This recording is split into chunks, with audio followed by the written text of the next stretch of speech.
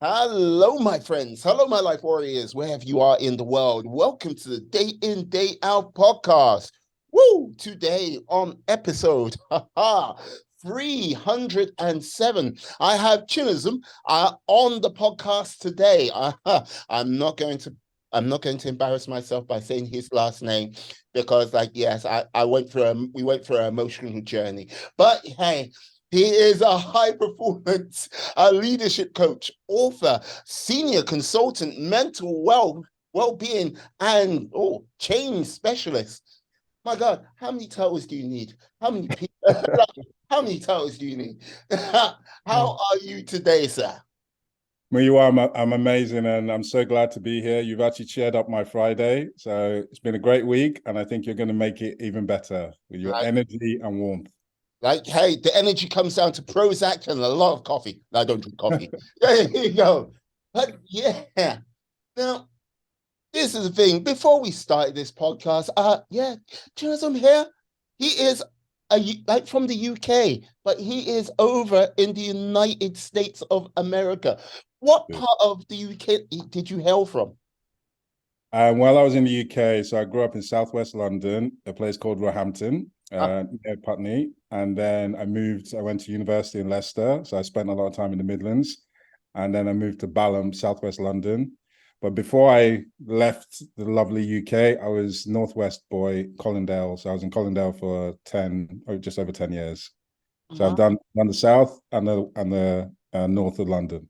they got like people. If you don't know that, that is the sort of living like status of someone who can't make up his mind. I'm a North London. I'm a South London. I'm North. No, I'm Midlands. No, no. but I like like to travel. I like to travel. indeed you do. Indeed you do. Like so, before you like embarked on your life as a coach, you were someone completely different. What Hmm. were you? That's a great question. What was I? I would call myself an investment banker. I Mm. was working as a financial risk manager, left uni, I'd done economics, and it was the kind of the job. Basically, I just wanted financial security, and that job gave me that coming out of university. So I'd say after 20 years, I felt like I was always on spreadsheets, always on PowerPoints, PD. So that was my life up until maybe 2016. Then it changed. So I feel like, yeah, I'm living my second life now. But that was me at that time. Right. So this is the thing. If you if you told yourself back when you were like graduating, like you went, yeah, you know what, you're going to do this for this amount of time, and then you're going to be a coach. What would you have said to yourself? Well, for starters, I'd have thought I was crazy because, okay, coming from a Nigerian family, you Hey. had to either be a doctor, Mm-hmm. a lawyer, or Mm-hmm. you're an engineer. Mm-hmm. If not one of those things, like your family will just look at you like, are you crazy? So Oh, saying I was a coach, architects right there. huh? Architect. Oh yeah. Oh, I forgot accountant. I forgot accountant. So I Mm. squeezed in accountant for my dad to kind of say, okay, this boy has not lost it.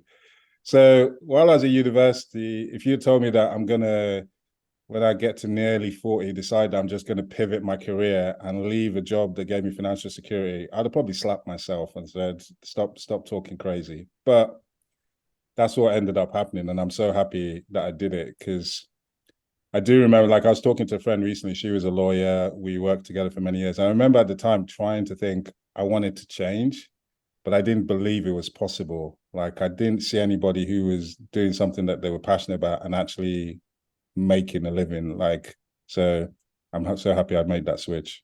Mm. You wanted to change, but you couldn't actually see anyone who's walked that path.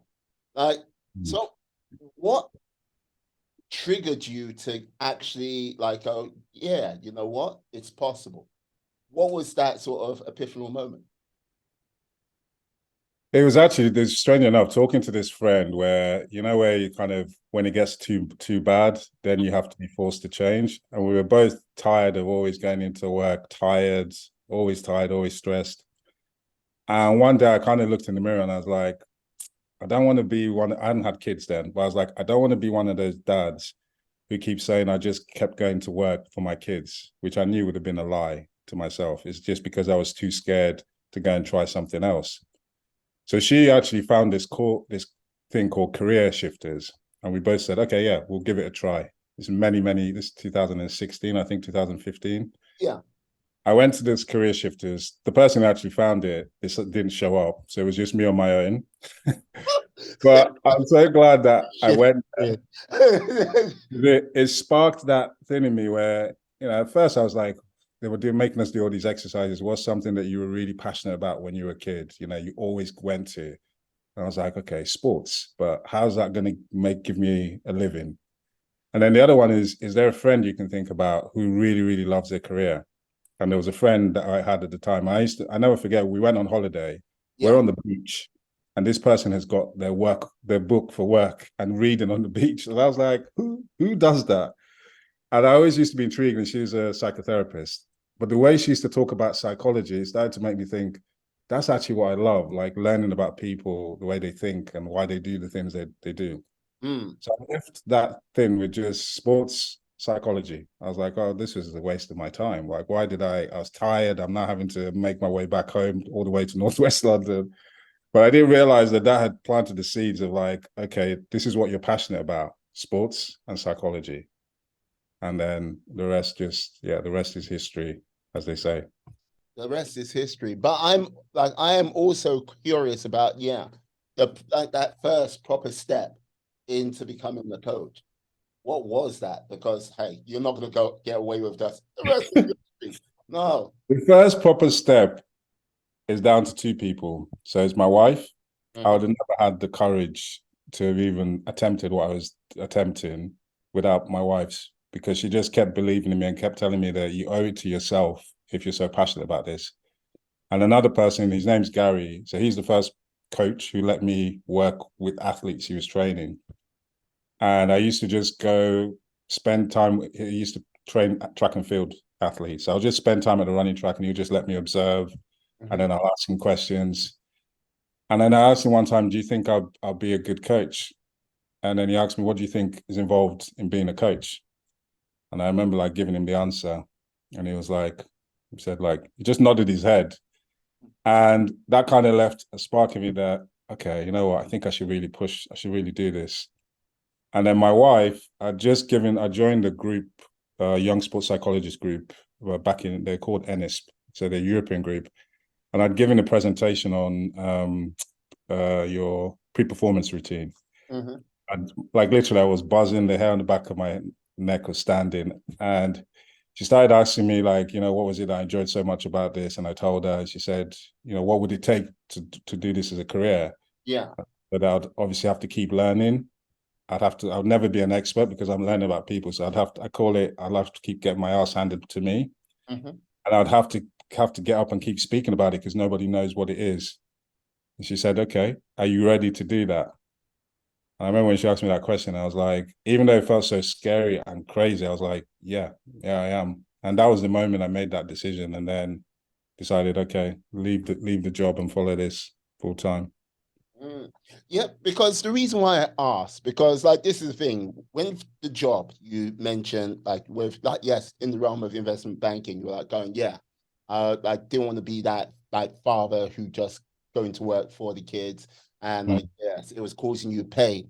Like that is one side of it, but there is a sort of element of. Did you feel like there was an element of pain when you were like switching careers into like being a coach, or was it something else?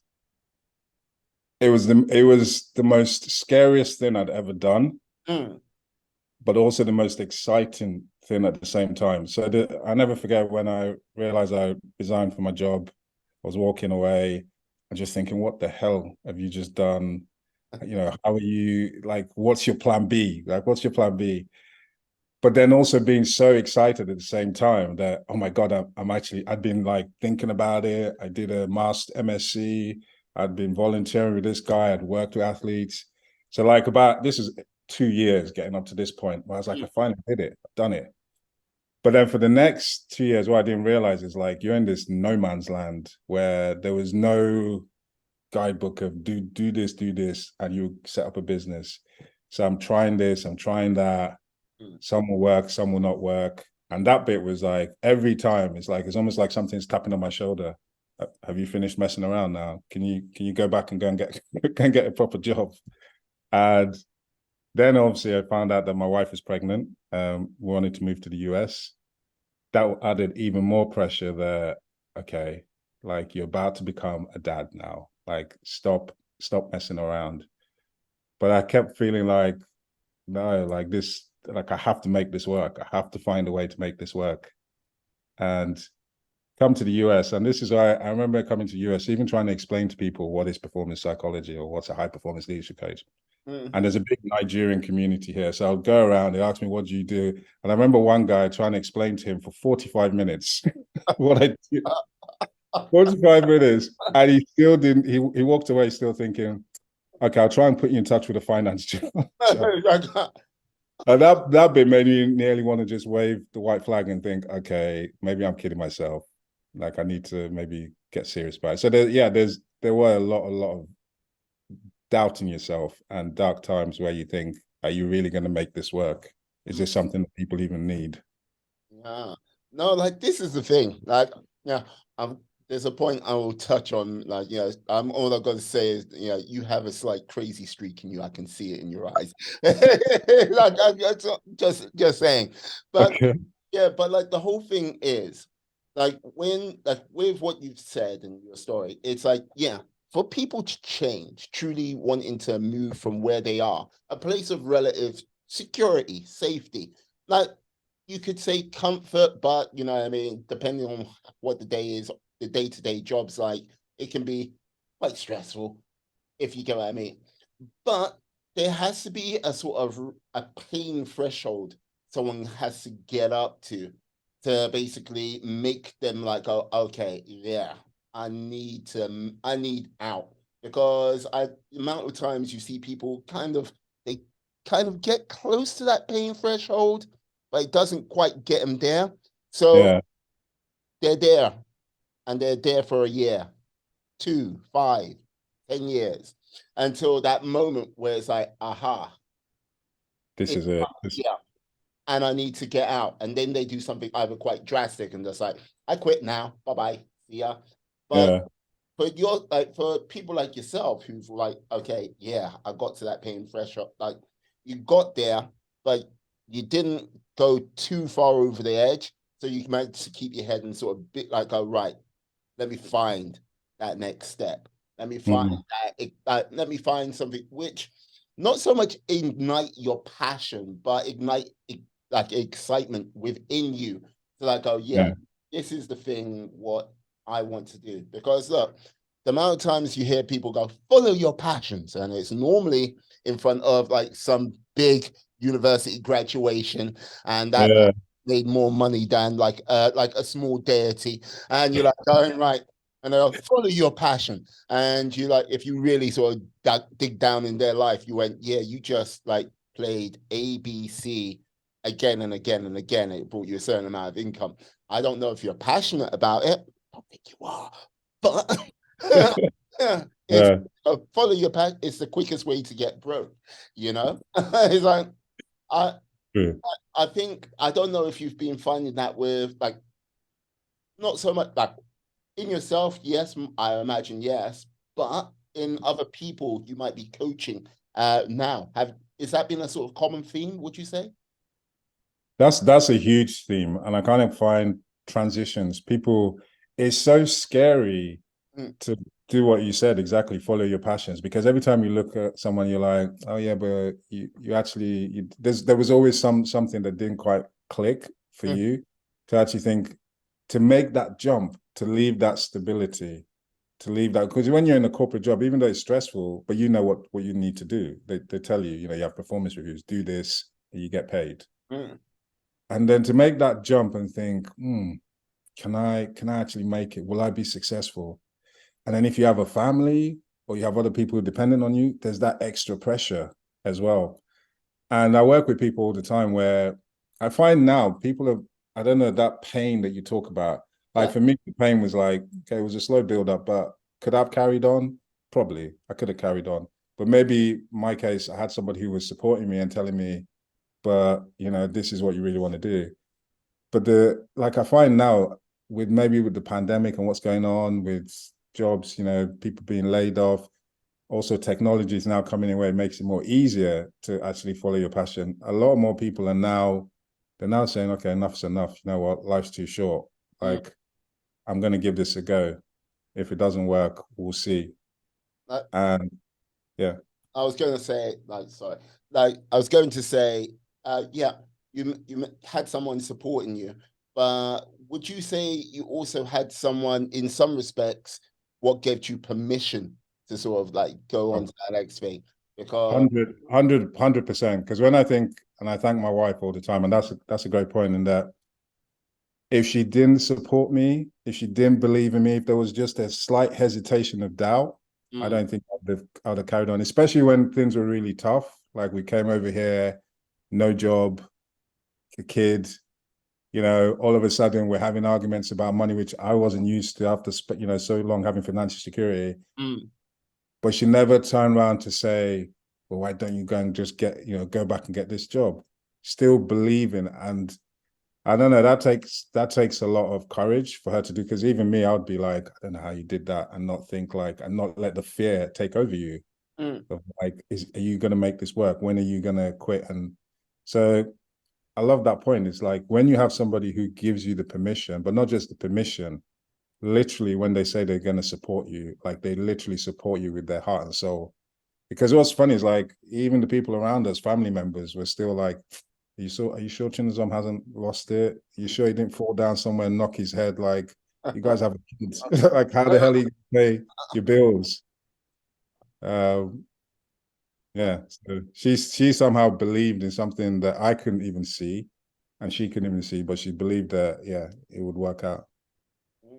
Yeah, because this is the reason why I went, yeah, you got like a slight crazy look in your eye and like stuff like this. Because look, here's the thing, crazy and bold. Because the reason why I say this, right? Okay, look, here's the thing. Changing career is a challenge in itself, okay? Like huge. Yeah, I got my day and my career path was this one day, and now I'm doing this new thing. To like but you're changing career path, not to like, hey, I'm walking into another 9 to 5. It's a little bit different. And I've got this wage coming in. You want to know? I'm doing this all by myself. Like, okay, yeah, that's like, would you like go? That's a challenge setting up a business. Like, yeah, yeah, big. You decide the UK is no longer for you, so you went, okay, changing career. You like need to set up a business, but like Yeah. yeah, I have no network. I got a network in the UK, but no, sod that, burn it down. Let me go to America, go to a fresh place where no one knows me. There's a big Nigerian community. Of course, yeah. Who knows you? Ah, no one knows No. you. You know, I go, right, you know what? But the sweet cherry on top of all of that, you went, hey, let's start a family in the midst of this. Do you understand why I said what I said? 1,000% when you say that, because even when I was writing the book and I was like listing out these things, I was like, what were you thinking? Like, and I actually thought I was doing this thing where I was thinking about when I was writing the book and like saying, if my son was doing this, what would I say to him? And I was like, do not attempt to do all those things at once. And as I stepped back and looked at it, I'll never forget when we were on the plane. And we're on the plane and like the flight's taking off. We're so happy sitting there, my 6 month pregnant wife. That's the first time when everything all of a sudden started hitting me. It was like, wait, you just left the UK and packed all your things into 6 suitcases. Your wife is 6 months pregnant. Both of you don't have a job and you don't know when you can work next. And your plan is you're going to start a career that has no clear path how to make it work. Yeah. And at that point, that's why I came up the term excitified, because I was so terrified. And the excitement was just enough to hold the terrified at bay. And that's the only reason I didn't jump out the plane and It's like drag my wife off. just like knocking on the door. Hello, Yeah, this is we've made a reality. mistake. So like la la la la la la. No, no, no. Like hello, this is reality. No, no, no, no, no. No. So I have to ask now.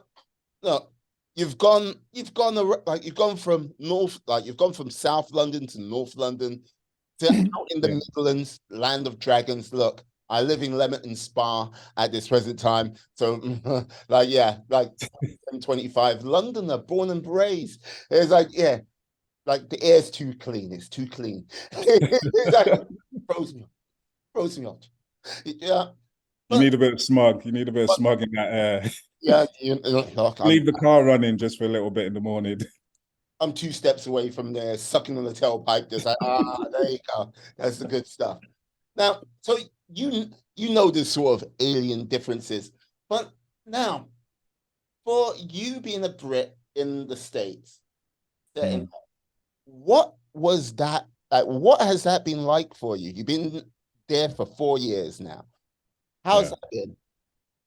What's that adjustment? It's been a it's definitely a culture shock at first coming over here because you think, I speak English, Yeah. they speak English, Mm. there shouldn't be a problem. But I have to say, Maryland, which always shocked me, was when I used to go to the supermarket and I'll go and just ask for simple instructions, where's this? Where's that? And everyone would just be looking at me like, what the? I used to have to go with my wife so that she could translate for me and speak it in an American accent. Person, oh, he wants that. Okay, yeah, yeah. And then send me to the place. So that was kind of a bit of a hard shock, learning to drive on the wrong side of the road. Because I realized when I came where there's no public transport. So the first thing I said to myself is, I'm going to have to drive. And the thing that saved me was a former boyfriend of my sister told me, all you need to make sure is that you're always in the middle of the road. Like whatever you do, if you're not in the middle of the road, something's gone wrong. So when you're in the driving seat, that's how you know, that's how you can switch your brain. But yeah, those parts were challenging. And I think the pandemic also made it a little bit like that made it a little bit harder with my trying to like because all of a sudden you can't even go out to places, you can't go and meet people, you can't do anything. So that made it a lot harder. But I have to thank God for Zoom. Because if it wasn't for Zoom, yeah, I would not have been able to get work. I would not have been able to get clients. And now I have to say I do really enjoy I'm obviously, I never realized how much I was part of I call myself a Brit until I moved away. And then I realized that I've lived there for so long that part of me is British, whether I like it or not. But coming to America, I do definitely like the opportunity. Like what you just said, I came over with no network, zero network. I didn't know anyone. Yes, my wife's brother, but he even where I was trying to go into, he couldn't help me. And what I do like in America is that people are willing to like you just message someone and they're willing to just talk to you and say, okay, oh, okay, you're trying to do that. I can help you speak to that person. And then slowly and surely, I had zero network, and then somehow I've actually able to get a job, get 2 jobs, and yeah. So that bit, I do love the willing to help other people if they see that you're working hard and you're trying to progress. Mhm. People will obviously help you and push you along. So that bit I am really enjoying. I see, I see. So apart from the culture shock, what is like what is ah what is something you miss from the UK and what is something you love in America now? What do I miss from the UK? The surprising thing, when I first went back with my son, I think this is not last year, the year before, I was so shocked that when I actually saw Boots and Marks and Spencer, I was so happy. And I was like, I know you're gonna laugh, but America doesn't have Boots. When you go to the airport, you don't realize how you take Boots for granted or how you take Marks and Spencer for granted. But that's not the thing I miss the most. What I miss the most is the parks, like the parks in the UK. When it's a summer's day, Yeah. you can't replicate that anywhere. Where literally every single man and his dog is out trying to enjoy the sun, and they're not going home. They're staying out from morning to evening. Music's playing. People are drinking, playing different sports. I kind of never realized how amazing that is. That yeah, you definitely can't. You don't see that anywhere else in the world. Definitely not in America. Like you got all the national parks in the States, and like being in Maryland. It's not. It's not the same. Yeah, don't get me wrong. The national parks are beautiful. Like we've got something here called Rock Creek Park, and that was one of the reasons I moved here. It's like you. It's just like miles and miles of just with streams and deer and birds, and you go there. It's like having the Lake District in your backyard in the city. So it is beautiful, and for going for walks, it's just second to none. But you don't get that because the sun, as you just said, we were talking before, the sun shines here from like May till October. So everyone's like, oh yeah, it's a hot day. It's not like, but in the UK, when the sun is out, it's like you are making the most of that. So Quick before it goes. I know. Oh my Lord. Oh, gotta love it. Gotta love it. So here's the thing. Now you're like setting up a business over in a country where you Mm. haven't been before. Like, well, it's like you're totally fresh and new. Now, what has some of the what would you say is being the greatest challenge for you with that? Is it like apart from setting up a network, what has been like the sort of greatest challenges for setting up a business for you? Um, I say setting up the network is the hardest one, but it's keeping regular income coming in just to keep the lights on, kind of say, because I feel for I'm setting up coaching, and I feel with coaching it's such a hard thing to like before you build that momentum and start getting you need some sort of regular income stream. And I was quite lucky here to have two platforms I worked for during the pandemic. So they were, giving me clients. And then I was very lucky to then find a job where I could bring my coaching skills as a consultant.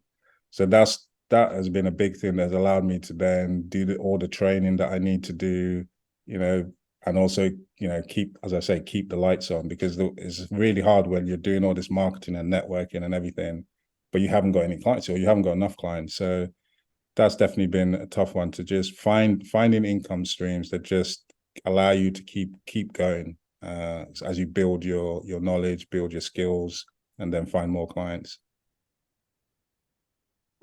Like, yeah, cash flow is king. Like, I don't know. Have you read a book called Shoe Dogs by any chance? Shoe dogs. No, I haven't Uh, read that one. uh, the founder of Nike, and basically he talks about how cash flow is king. And like this is the thing, the whole sort of birth of Nike from Blue Ribbon up to like what it is currently. You know, it's Mm, like oh my Lord, like just some of the people he just met on the way, which just building that team, sometimes it just felt like the way it was written, the meetings and connections were quite serendipitous.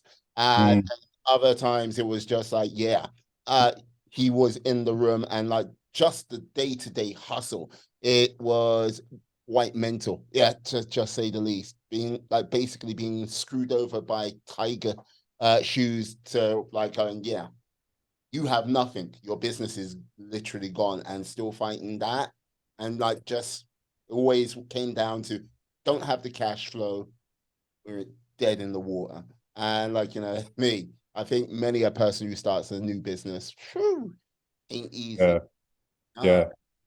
Definitely a book I'm going to read, but I definitely agree in that without cash flow, you won't be around long enough to have those serendipitous chance meetings that push you to that next level. So that's a big one, to always have some savings before you start, but also find something that's going to keep some money coming in while you're doing that journey, because that's the quickest way I feel like you're going to burn out.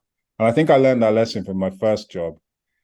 When I left Leicester and I went to London, I took as a financial advisor, and I was like, this one was like find clients 100% commission.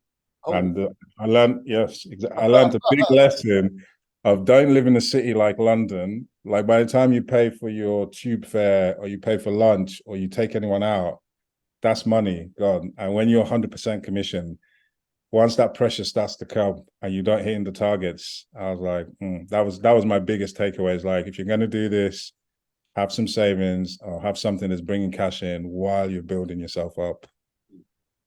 That Yeah. just popped into my head now that I didn't realize that was actually where I probably learned that lesson that life taught me that then. My God, no, like this has been doing 100% commission. Ooh, no. Don't get me wrong. Like when if it lands big. Uh, If it doesn't land, it oh, doesn't land big as well. yeah, like you either learn quick or you get beach quite quickly. Yeah. Understand. So with regards to this, like, okay, with all this like realm of change, with everything going on, new country, doing the business, like, yeah, building this network and everything like this, what would you say have been some of the key things to help with your mental well-being? Because like there's like mental health and Mm. mental fitness. And I'm not too sure, like when I hear mental health, I understand that. When I hear mental fitness, that is something I think not many people do understand. Mm. And I think let me start by defining it. I think mental health or mental well-being for me is like when you have it, Mm. it's like just being proactive to like, okay, what do I need to do to keep it and to take care of it and to even make it better so that I can start to flourish. So mental fitness is just the same as physical fitness. Is like understand what helps you get your mental well-being. What do you need to put in emotionally into your body, or exercise or sleep, or the trusted people you need to have around you to be able to vent and let things out. And how do you handle stress, and how do you handle all the things that take your energy? That's like mental fitness. Because for me, it's like if you lose your mental health or your mental well-being, it's trying to put it back together. It's almost impossible. So I'm like, well, let's be proactive about it. If we have it now, let's put as much energy into protecting it as we would do physical fitness. In fact, I'd say put more energy, because without your mental health, it's like you can't do anything. I would say I would say the mental and the physical go hand in hand. Mm. Going forward. But with regards to yourself, like how did you sort of like, yeah, keep your like keep it together? Not that you were falling apart, but yeah, what were some of the sort of safeguards you put into place to like get you through the hard times, let's say? Mm. I mean, so at the time I was working with athletes, and I realized when I was on that plane, looking at all the crazy things I was doing, I was like, I'm going to have to put practice. I'm going to practice what I preach, and really put it to the metal. And it's like, first of all, I had to start thinking, okay, what do I know about mental fitness? I knew like I have to find the things that give me joy, find the things that put energy into me. Mindfulness was a big part of that for me. Obviously, keeping physically fit, doing some sort of physical activity.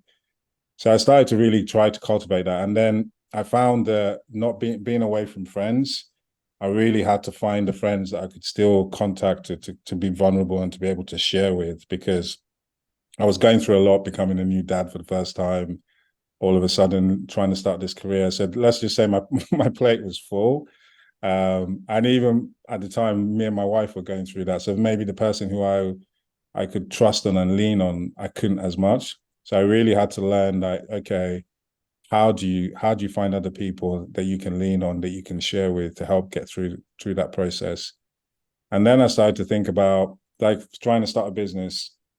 I realized like it was the one that hit me, where when you're in the corporate world, like they tell you this is what you need to do. But when you're trying to start a business, there's like a million things you need to do, and they all need to be done at the same time. So I was like, right, I have to start practicing what can I do with the energy I have to make sure that, because I keep saying this thing, it's a marathon, not a sprint.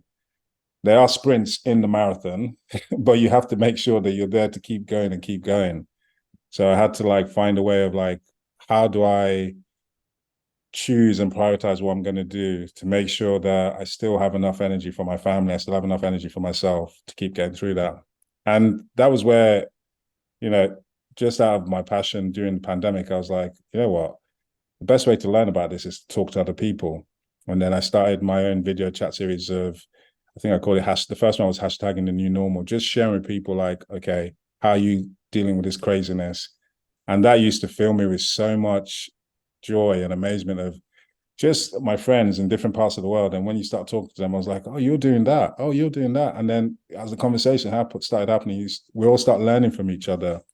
So that's where I was like, I started that video chat series was a way to just keep learning about mental fitness. Because that's when I realized I'd never really cracked the mental fitness. Because sometimes I'll be like, oh, I'm on top of the world. I'm feeling really good. And then there's something will happen with my son, and he's sick, or something's happening. And then the next minute you're like, oh, we're back here now.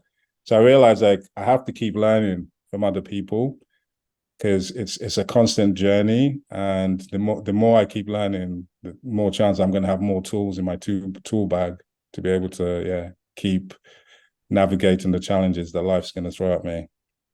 Yeah, Uh, that was a big one. yeah. And another one is I found my coaching practice. I can't tell you the joy I get with everyone I work with. It's just like firsthand learning from people every time. And every time with my coach practice, things that I would think, oh, how would you do that? People always surprise me with the answers they come when I start asking them questions. So for me, that's been a big part of teaching, learning from the people I work with to learn, okay, this is what I should put into practice because it works and it will help with my mental fitness. Oh, cool. Liking that. I'm liking that. Like, was there any sort of one particular like sort of lesson you learned, say from like either your coaching or basically from the series where you were talking to people like over Zoom during lockdown? But the big one is like I started to learn about rest and recovery and how important it is. Because I kind of knew it from athletes, but then the more I started working with people in the corporate space, I realized we don't do that. We're like, we'll push, push, push and do this, but then there's no recovery. And Mm. then we're surprised when we start to burn out or we start to get ill or something happens. So the biggest thing I've started to learn is like you really have to like put attention into how do you recover. And it's not just lying down and sleeping. Like there's so many different parts of rest that you have to do to rejuvenate yourself, to actually recover, deep sleep, but also sometimes you need that kind of rest that stimulates you as well, where you do something where you go away with someone just switching off from technology. So that's a big one in there. I think even in my coaching practice, I saw it through the pandemic in that once I start asking you a few questions about your rest and your nutrition and your sleep, I can start to see that, okay, this something's not wrong, not right here. And if people get that right, then the other bits just fall into place. So that's been a big takeaway for me. Yeah. Now, Yeah. I agree with you. Rest is important. And like this is the thing. I personally, one of the people, I'm one of those people who, not the world's best rester myself, but like Mm. the whole thing is like with that combination of rest, bandwidth is always the trickiest one to like really figure out. And like me, like my daughter came into the world back last August, right? So like this, Congratulations. So yeah, we're both new dads. My daughter came November. yeah, you see. So Yeah. it's one of those things where the bandwidth of what like doing everything, yes, doing like doing the job, like for me, it'll be like doing the job, doing the Mm. podcast, like relationship, baby. I'm not saying this is my the order I said it in is not the priority it comes in because yeah, it every day it like the bandwidth keeps changing on everything and trying to sort of sometimes keep up with that is a challenge in itself because yes, So, one day is yes, the baby, it's all in whole thing. Like going, yeah. I love the way you did that because that's exactly what it feels like. Yeah, like if trust me, when like in the hospital when they went, there you go. Like it's like, oh shit. Is this first or second one for you? Oh, like first. Oh, okay. Yeah, like the one only look, I, look.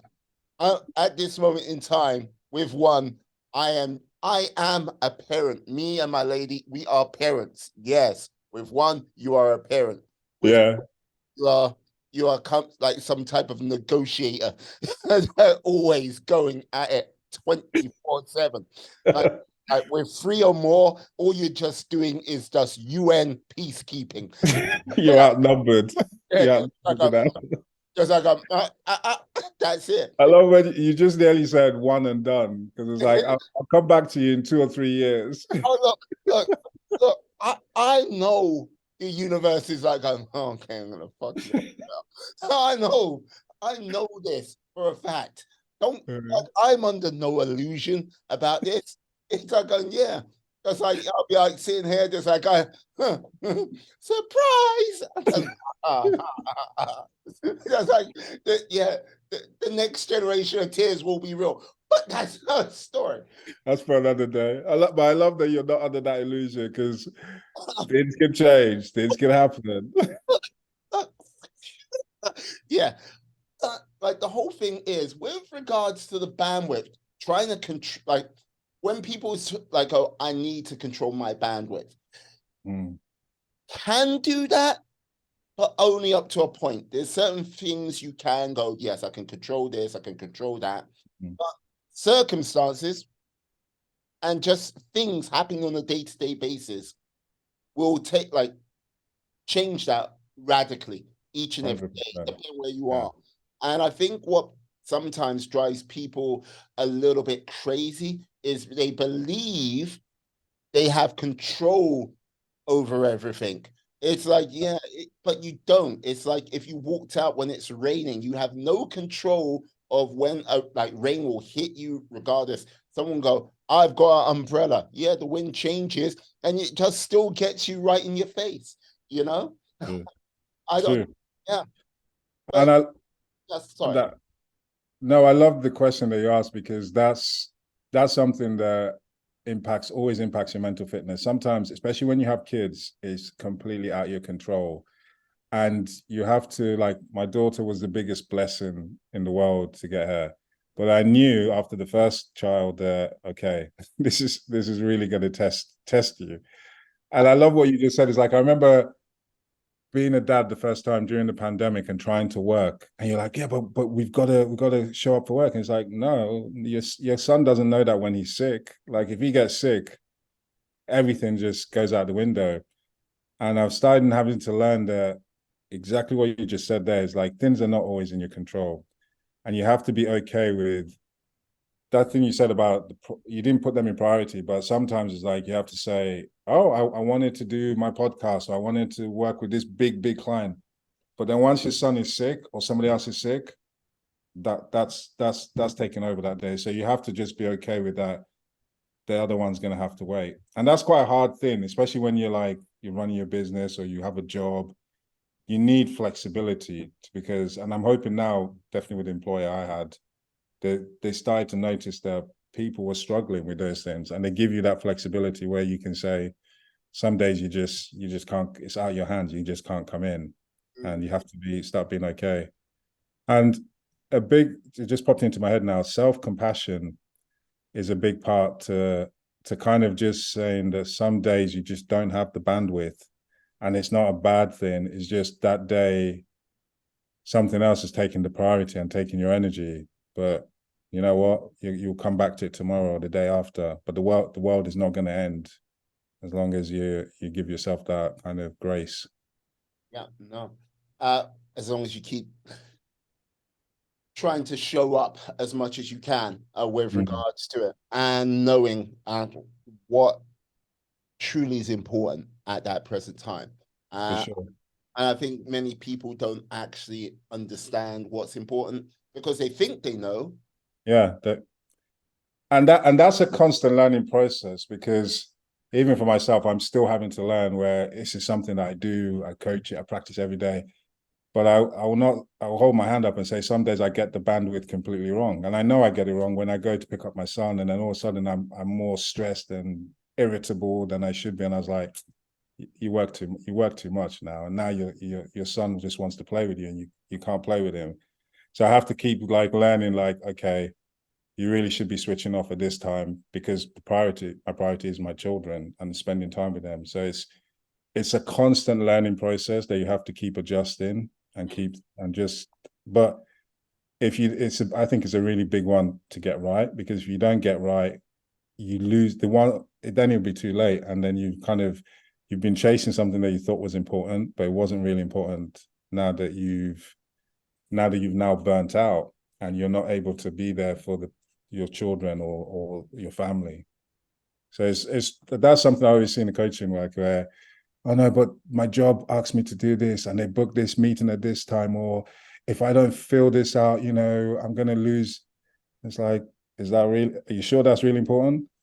Because very sad thing is the clients I work with who are burnt out and they're now on medication and we're trying to come off it. I can tell you that thing you're talking about is not important, because when you're on the medication, you're not going to be there for your family, and all the things that you're worrying about that you're saying you're doing for your family, you're not going to be able to do. But it's so sad in the middle of it, they cannot, I don't know what it is. It's like, we're just there trying to survive and we can't even like stop and go, oh yeah, okay. But like, this is the thing. Like, okay, look, me and you, and like basically anyone who is like, yeah, like over the age of 5 went through the pandemic. But when you went through your like most of your working life, out of university, you're in it. If you've like, if someone's lost their job or whatnot, you're still in it because you're like looking for work, actively Yeah. doing stuff. You're always going. When 2020 happened, like, and like this is the thing, I remember like, yeah, doing a team huddle like on the 31st, like what was it? Yeah. Actually, like on the 31st of May. Oh, sorry, March, excuse me. And I was like, yeah, sent a message to my line manager at the time, David. I was like, yeah, if you need anything, I'm here, like happy to help, everything like this. Like Mm. on the first, this was on the 1st of April, and it was just like, yeah, blah blah blah. Like he just called me like instantly. It was like, yeah, sorry to tell you this, but you've been furloughed. It was like, oh, Wow. is that right? So it was like, yeah, being like, and at the time it was like being furloughed for a month. It was like, okay, a month comes and goes. Like I was like, yeah, thankfully I was keeping myself busy. But when that sort of like, yeah, not even a month comes and goes, 2 weeks into the furlough, it was quite clear this was going to go for a long time. And all of a sudden it was like, stop. Actually sort of it felt like spiritually everyone took a breath at the same time globally. It was and was like, oh, whoa, what's been going on? There was that brief moment of clarity, and like where people were going, "The hell am I doing? What have I been doing? Where have I been going?" Because you just were like going, yeah, okay, life can really throw a spanner in the works, but this is the moment in time where it's like, wow. And Yes. I don't think, and it's gonna ever happen again. Fingers crossed, it never Yeah. happens again. Where the planet all at once went, ooh, Do you know what? yeah, Like talk about. yeah. What am I doing? Where am I going? What do I want? Oh, And I don't know, like people ask themselves that question.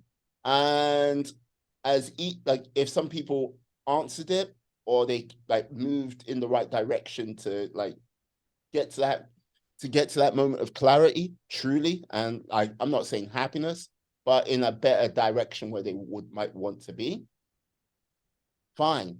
But as each year moves away from mm, 2022, I'm saying 2022 because that's when, like, yeah, things started to open up properly and everything like this. People are falling back into that realm of, yeah, click, click, click, click, click, click, click, click, click. yeah.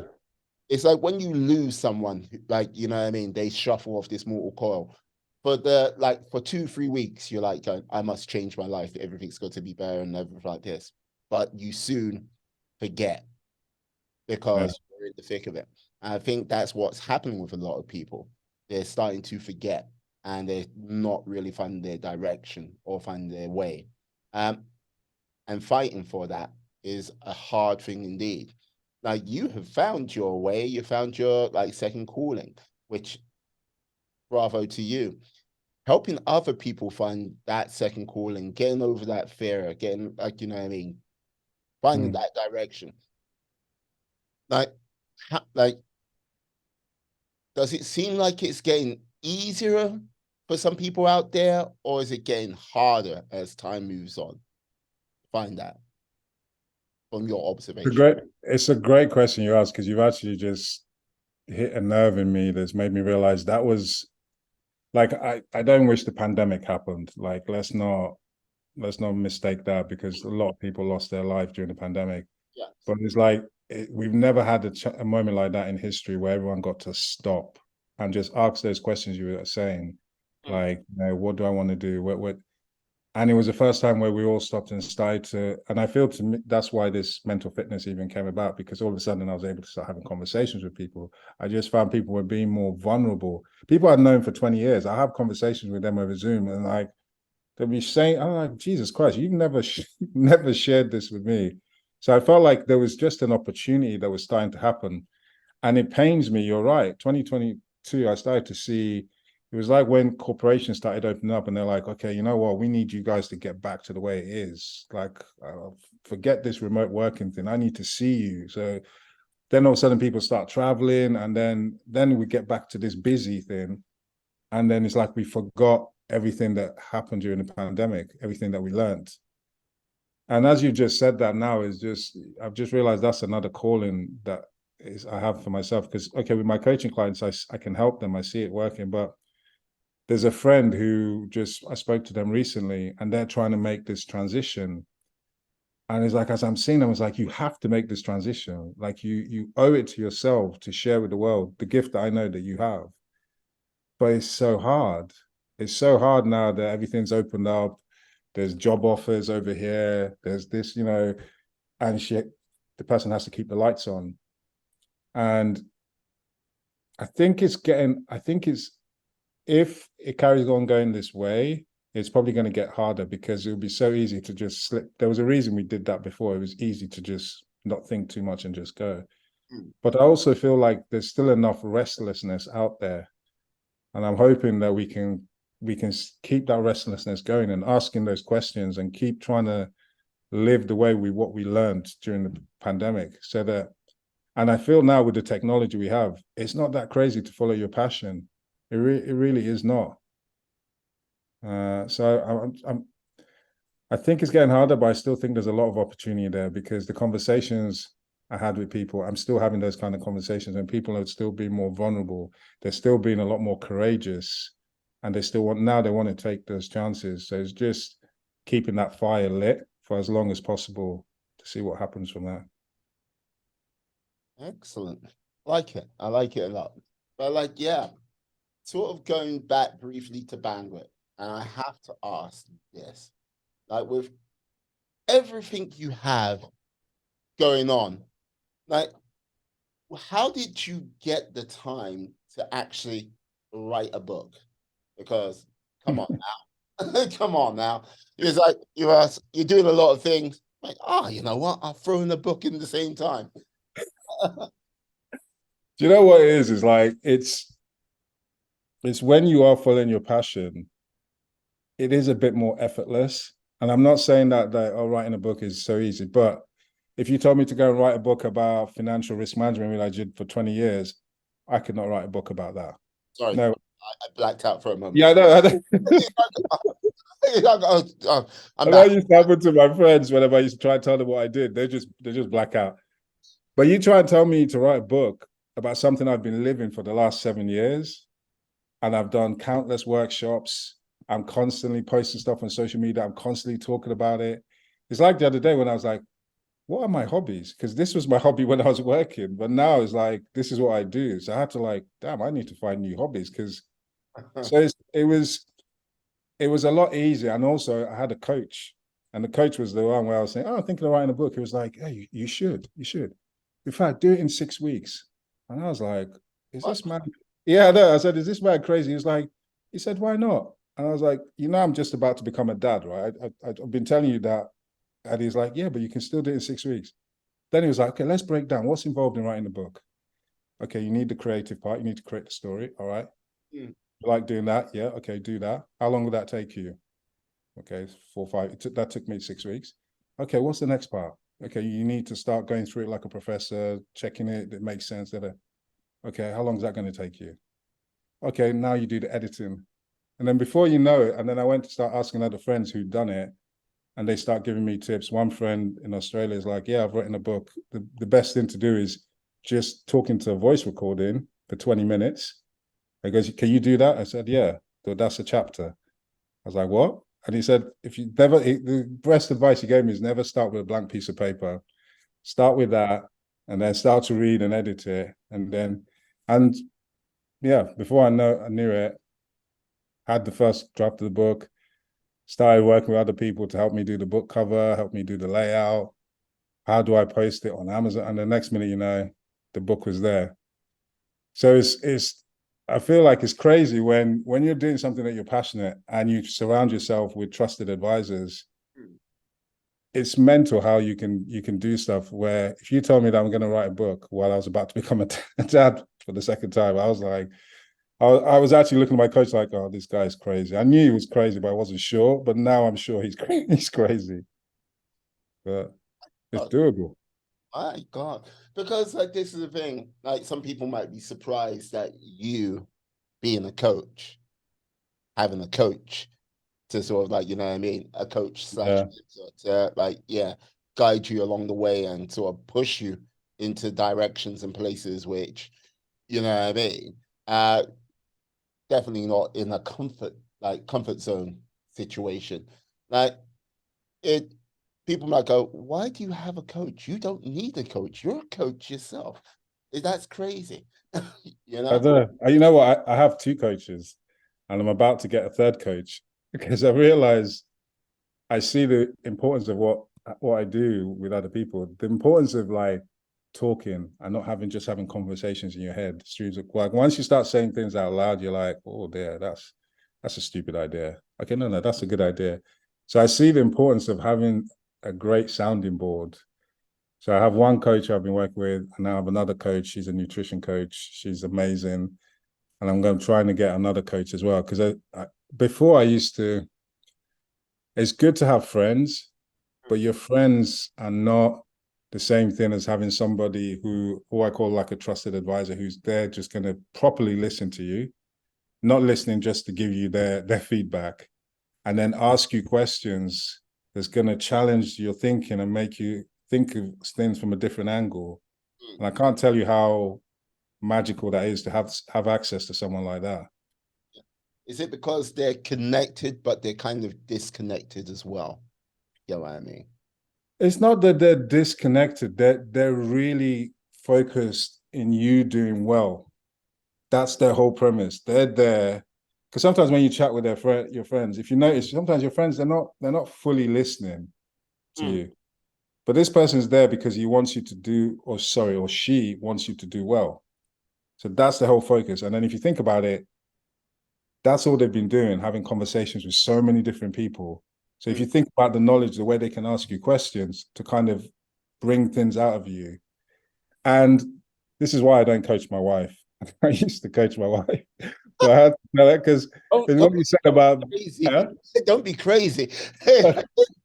I stupidly didn't listen when I was doing my coaching training. They said, don't coach family members. And I was like, of course I can work with my wife. And I learned that was a stupid, stupid mistake because, and this is why I don't coach friends as well. Yeah.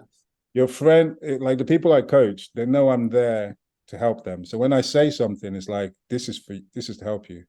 But if I say something to my wife, we'll start, oh, you're just saying that. She wouldn't listen to me. But if her coach says the exact same thing that I would say, all of a sudden she comes back and is like, oh, I'm going to do this. And I'm like, that's what I've been telling you for the last 5 years. So that's what it just dawned on me that it's not disconnectedness, but there's sometimes with familiarity breed disrespect sometimes. Not disrespect, but you take it for granted what the person's saying. So it's different when you hear it from somebody where you think, man, this guy's actually, or this person is just invested in me. They're saying it for a reason. So I should actually listen instead of trying to be defensive or trying to like argue back and you're not actually hearing the message. Yeah. I often think when like friends give advice, I don't like it's not a deliberate thing, but there is sometimes a subconscious thing which kicks off where like people go, what like God knows what how the friendship or dynamics go down, but they are kind of being sort of self-serving to themselves rather than that aid or assistance to like your needs at that present time. And I Yeah. think odds to having someone which you're my coach. It's a case Mm. of they are being self-serving to themselves, but at the benefit of Of you. you.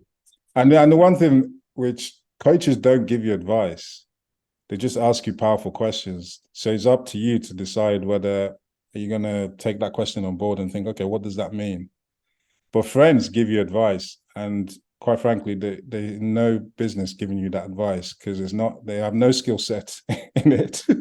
Oh, That should not be. Yeah, and that's where a lot of the problem is. Is like you go to advice from someone who has no skill set in that at all, and should not be giving you advice.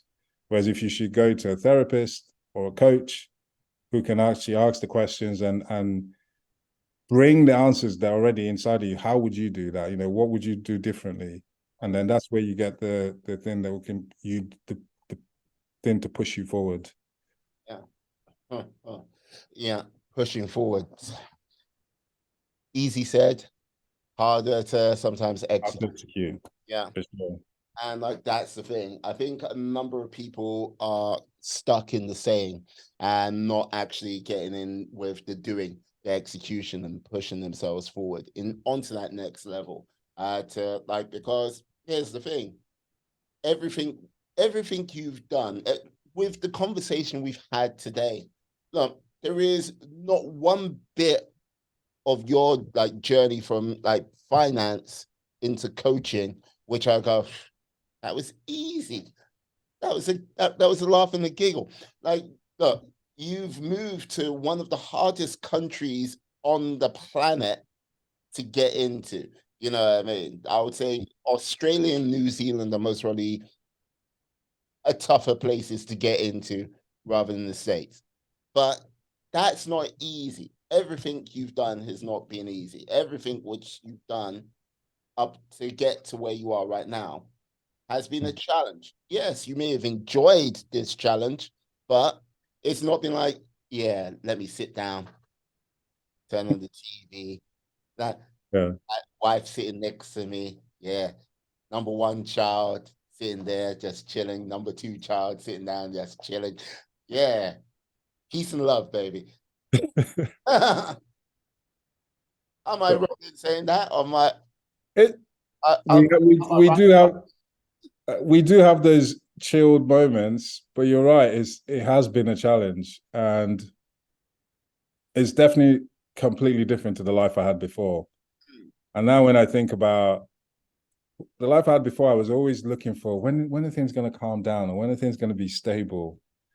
But ever since I came into this life, I kind of just had to accept that things are never stable. Things are always like that constantly.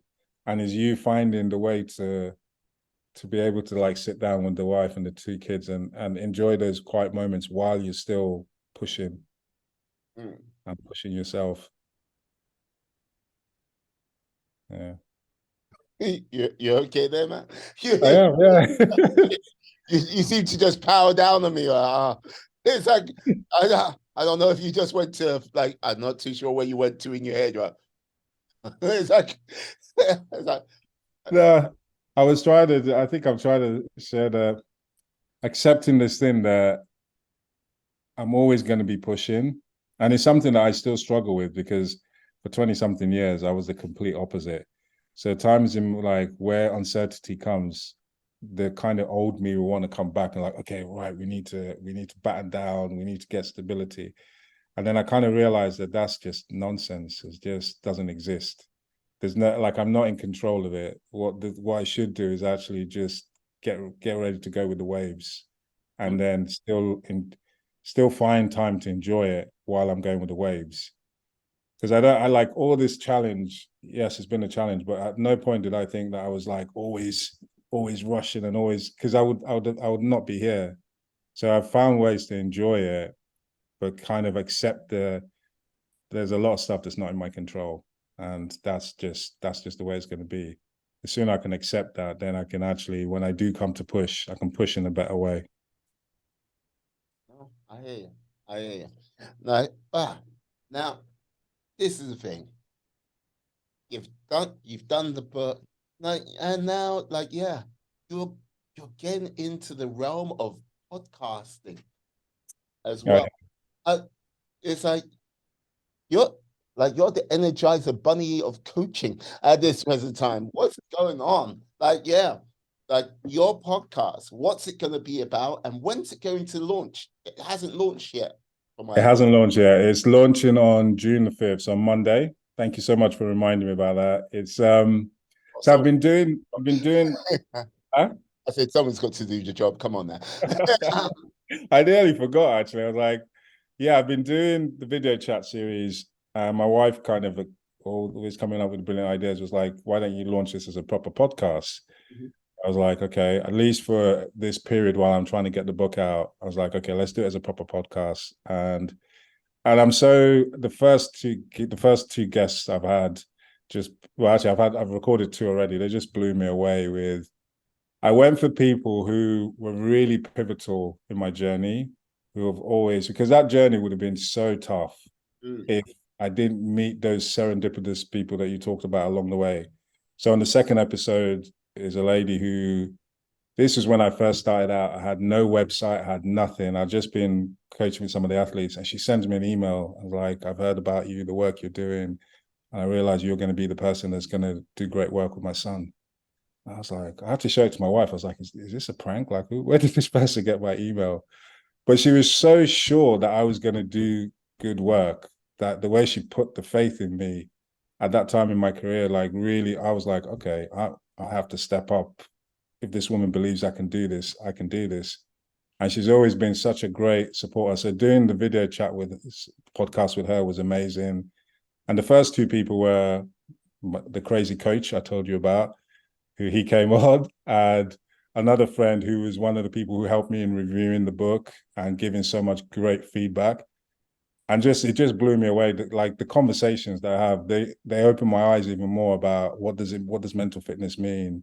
What does it mean for men to start showing up and having real talk, the things I talk about in the book? So I'm so excited of how much more I'm going to learn from this podcast, and I can't wait, like, for it to get out there and people to start taking all the learnings that we're getting, even more than what was in the book. Yeah, I like yeah. that. So, There was also something I wanted to share. Is if anyone listening to your podcast, mhm. so if you go to my website, I'll share it with you afterwards, www.dreamcatchersperformance.com. There's a book page called Real Talk. So if you click on there, there's a quiz I really want people to take, because there's a quiz to, like, if you want to start understanding what is mental fitness, where are you along in the journey, and then how can you start to get better and create your own blueprint for managing your own mental fitness. You can take this quiz, it's completely free. And if they put the code day in, day out, so just put DIDO at the end of your name so that I know it's from this, from this podcast, you get entered into a draw to get a free coaching session with me to start your own mental fitness journey. So you get a report, and then you get the chance of having a free coaching session. Superb, superb. I like that. I might enter it myself. Oh, yeah. But now, coming to the end, sadly, but you know what I mean? Good things, as they say, all good things. Now, with regards to the sort of price you're paying with regards to the journey right now, what do you think the next stage is going to be? And what price do you think you might have to pay? get to that next stage? That is a great question. It's a great question because, it was all right when I was just thinking, oh, I'm going to publish the book, but now the book is out. Yes. You're actually my first podcast, and I'm working with a great lady I don't start with the best. I obviously started with the best here. This is definitely so energized, but it's actually blowing me away when I think of all the other different podcasts I'm going to go on. And now just thinking how much I need to get this message out there. Like, this has just filled me up with so much energy, and you've given me more ideas of helping people through the transition, those people who want to make that transition. So I feel like it's funny you should actually say this. Bandwidth is going to be critical for me because when I first came over here and I even wanted to become a performance psychology coach, I was always caught in this conflict in that the most important thing to me is my family, my kids. I waited long in my life to have them, so they are my priority. There's no job, there's nothing that can come, that can take me away from that, and also being there for them. So I need to make sure that I know the message I want to push out, but I have to make sure that the bandwidth, I'm still doing it in the right way so that the price I pay is not too much to my mental fitness, and I'm able to sustain the marathon that's needed. But sustain the marathon, but I do feel like I do have to push myself to another level. I don't know what that's gonna take out of me, but I need to do it and trust that all the things I've learned, I will do it in the right way. Okay. Doing it the right way. Oh, that's a tough one right there. Doing it the right way. Woo! Now, Well, God damn. No, because yeah, trying to like the right way, it always seems to change at like with regards to where we're at different times in life, different stages and everything like this. And yeah, getting that thing down. Oh, never easy. Never easy. can I ask you one question as well? Yeah. How do you find the right way for doing it with managing your bandwidth, especially when you're pushing and trying to get? Like this is the thing for myself with regards to that. It there is having a loose plan. What I would like, not so much the day to day, but like my week would be, Mm, and then having to adjust and adapt. It's not the most ideal thing to do because things can get easily pushed down the road again and again and again. And like with regards to say with like, okay, because this is not a full-time income podcast. Haven't seen a farthing, people. I need money. like, but like but I'm working a 9 to 5. I'm doing the podcast. I'm like, yeah, my lady, like my baby, and like you know what I mean. And mm, when it comes down to the most important things in my life, that is like my lady and my baby, and like you know what I mean, and things mm, like stem from there. And so it's easy to like certain things will get missed, certain things can get pushed down, but with operating within that sort of keeping my bandwidth together, that's what I'm doing right now. And the only reason why I'm doing it like this right now is because, like, yes, baby situation is so like it's still fresh and new to me. And like, yeah, when we get to a year, then I'll be able to go, okay, I can start putting a lot more sort of pillars into place and go, mm, right, but it's right now. I'm in the stage of my life where I'm learning how to adjust and adapt. And look, there's going to be people out there go, yeah, you're a parent, you're going to always be doing that, which is true. But it's a case of I'll have a better idea of where my energy levels are as and time goes by. Right now, I'm in the realm of learning my new self, if you get what I mean. So this yeah, my BAM, I can't go, this is it. Blah, blah, blah, because if you asked me this 2 years ago, I'd be like, going, okay, yeah, like through the pandemic and from like this, yeah, I was doing my podcast.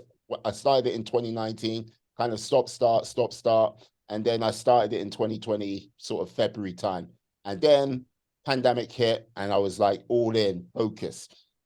Bam, doing 3 episodes a day at some point, and it was like going bam, bam, bam.